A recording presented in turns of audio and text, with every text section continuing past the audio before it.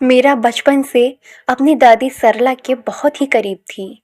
दादी अक्सर उसे कहानियां सुनाती, पर हर कहानी में एक बात समान होती। एक लड़की जो उड़ना चाहती थी, पर उड़ नहीं पाई। एक दिन मीरा ने पूछ ही लिया, दादी, आपकी हर कहानी की लड़की क्यों नहीं उड़ पाती? दादी मुस्कुराई, पर उनकी आंखों में एक अजीब सी नमी थी। हर लड़की को उड़ा हर लड़की को उड़ान नहीं मिलती बिटिया। समय बीतता गया। मीरा पढ़ाई में तेज थी और उसका सपना था विदेश जाकर साहित्य पढ़ना।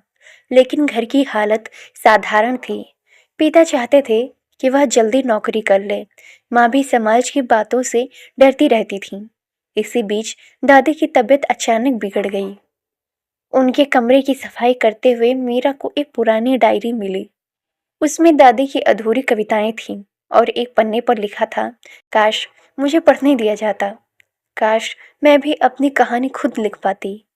मीरा को जैसे झटका लगा। उसे समझ आया कि दादी की कहानियों की वह लड़की कोई और नहीं, खुद दादी थी। उस रात मीरा दादी के पास बैठी। दादी, अगर आपको मौका मिला तो आप क्या बनती?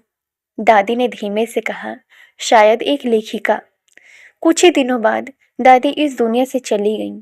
जाते जाते वह मीरा का हाथ पकड़कर बोली, तो अपनी कहानी खुद लिखना, किसी को रोकने मत देना।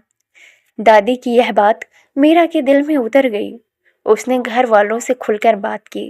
पहले विरोध हुआ, तकरार हुई, आंसू भी बहे, लेकिन इस बार मीरा चुप नहीं रही। उसने दादी की डायरी सबको दिखाई। पिता लंबे समय तक उस डायरी को देखते रहे, फिर बोले, अगर माँ के सपने अधूरे रह गए तो तेरे पूरे होंगे।